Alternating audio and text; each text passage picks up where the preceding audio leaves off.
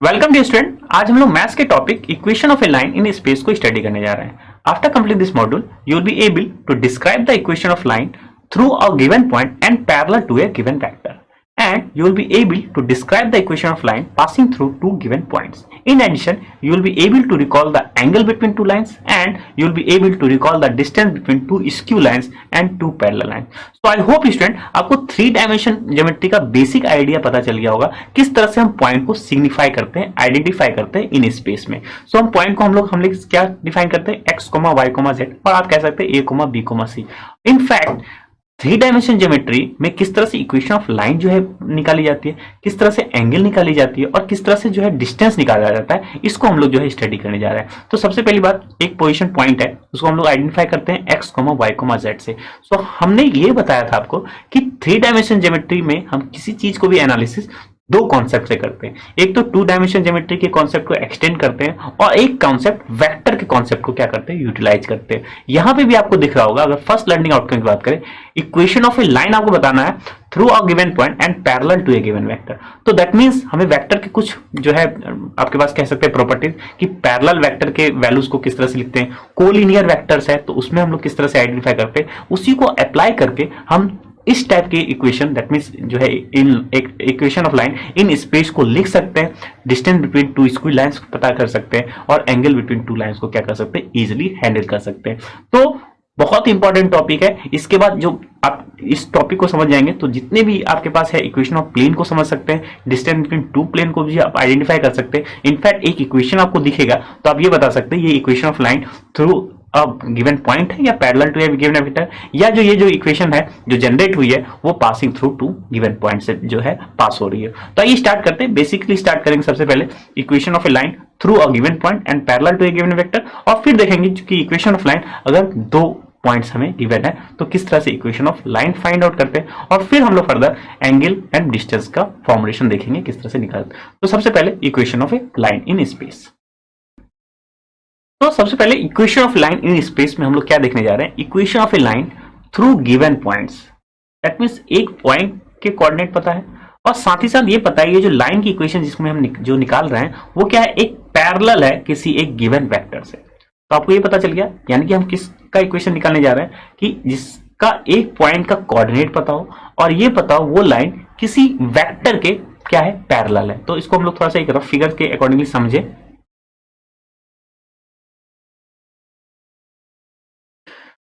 तो क्योंकि हम लोग थ्री डायमेंशन ज्योमेट्री की बात करें तो एक्स एक्सिस, वाई एक्सिस और जेड एक्सिस है, हमें एक लाइन की इक्वेशन पता करनी है। लेट्स सपोज हमारा ये इक्वेशन है लाइन की,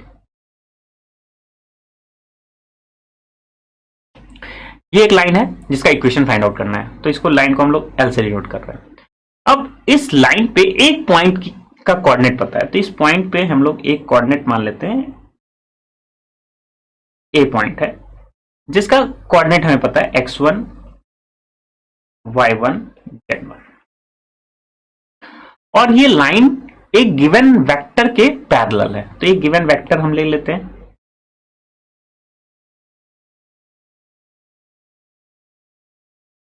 तो एक हमने वेक्टर ले लिया जिसको हम लोग बी वेक्टर से डिनोट कर रहे हैं सपोज, क्योंकि ए है तो ये बी वेक्टर से हम डिनोट कर रहे हैं।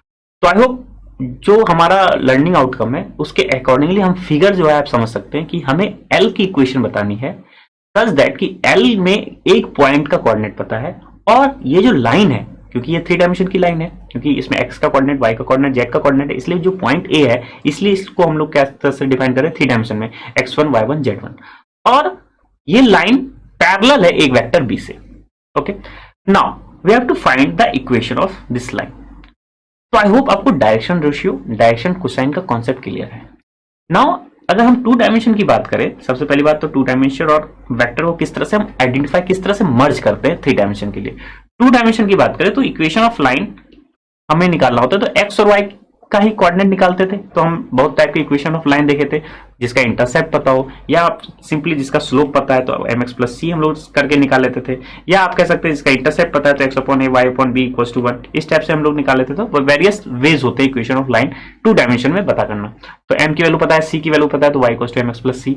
ए और बी इंटरसेप्ट पता है x एक्सिस पे y एक्सिस पे, तो हम इस रिलेशन को यूटिलाइज करते हैं। और भी नॉर्मल फॉर्म होता है, और जो है आपके पास कह सकते हैं परपेंडिकुलर डिस्टेंस के अकॉर्डिंगली है तो उसके भी फॉर्म्स होते हैं। तो उसमें हम लोग 2 डायमेंशन की बात जो जानते हैं, लेकिन 2 डायमेंशन में जानते हैं दैट मीन्स हो क्या रहा है, रिलेशन है एक y और x का, इसी को हम लोग कहते हैं स्ट्रेट लाइन।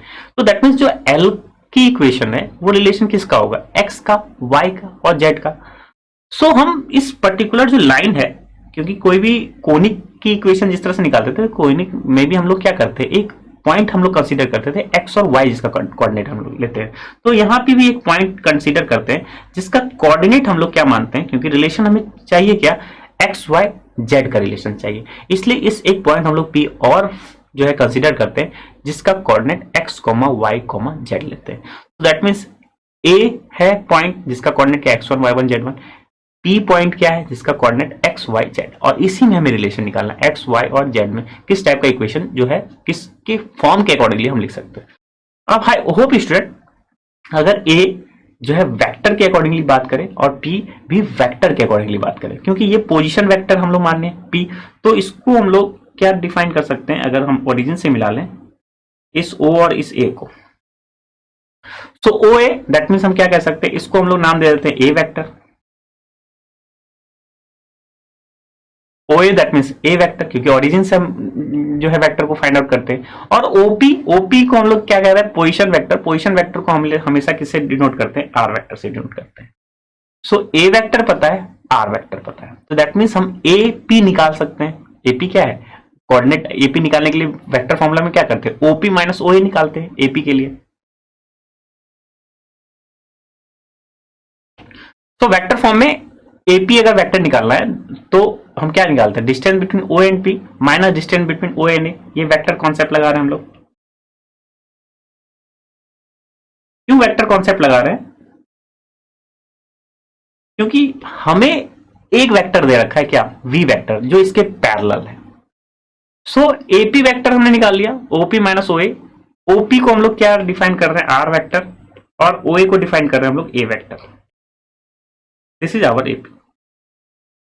नाउ ये जो एपी वेक्टर है, एपी जो वेक्टर है हमारा, अगर एपी वेक्टर की बात करें, एपी वेक्टर किसके परपेंडिकुलर है, या सॉरी किसके पैरेलल है, बी वेक्टर के पैरेलल है। तो यानी कि एपी जो है पैरेलल है बी वेक्टर के।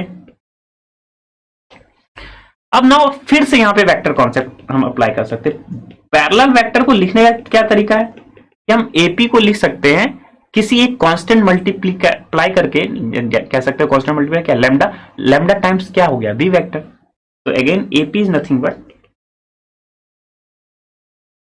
सो AP equals to lambda times B vector. तो जो पैरेलल वेक्टर्स होते हैं उसको हम लोग लिख सकते हैं AP equals to lambda times B vector. तो यहाँ पैरेलल वेक्टर का अगेन, तो वेक्टर कॉन्सेप्ट फर्स्ट यूटिलाइज हुआ, वेक्टर कॉन्सेप्ट आप कह सकते हैं सेकंड जो है यूटिलाइज हुआ। तो इसलिए वेक्टर जो है समझना पहले बहुत जरूरी है कि वेक्टर को किस तरह से लिखते हैं। किसी पोजीशन को वेक्टर के अकॉर्डिंगली हम क्या मानते हैं, ए वेक्टर मान लिया, और पोजीशन हम लोग हमेशा ऑरिजिन से मानते हैं, इसलिए ओ ए को हम लोग ए वेक्टर मान लिए, और ओ पी जो पोजीशन वेक्टर है, क्योंकि उसी का कोऑर्डिनेट हमें फाइंड करना है, उसको हम लोग जनरली आर वेक्टर से डिफाइन करते हैं। और सिंस बी वेक्टर से पैरेलल है इसलिए हम एपी वेक्टर निकाले, AP vector is nothing but OP minus O A which is nothing but R minus A. Second concept utilize कर रहे हैं कि एपी पैरेलल है बी वेक्टर का। तो अगर पैरेलल वेक्टर है, दो पैरेलल वेक्टर होते हैं कि अगर वो क्या हो आपस में, एक लैम्डा टाइम कांस्टेंट एक के मल्टीपल हो दूसरा वेक्टर, तो यहाँ पे पैरेलल है। नाउ वी हैव एपी, तो एपी की वैल्यू यहां रख लेते हैं।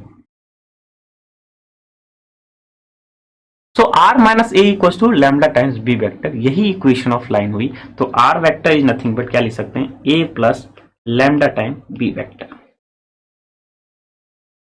तो ये जो इक्वेशन है इसको हम लोग कहते हैं वेक्टर फॉर्म में इक्वेशन है। तो इक्वेशन ऑफ लाइन हम निकाले जब गिवन पॉइंट्स ए और पैरेलल टू बी है। तो आपको पता चल गया कि आर की हमें निकालना है, अगर उस लाइन की इक्वेशन निकालनी है तो हम क्या करेंगे, जो गिवन वेक्टर है उसमें हम ऐड कर देंगे लैम्डा टाइम जो गिवन उसके पैरेलल है बी वेक्टर को। सो आई होप स्टूडेंट किस तरह से वेक्टर फॉर्म की इक्वेशन हम डिराइव कर पाए, आई होप आपको क्लियर हो गया होगा।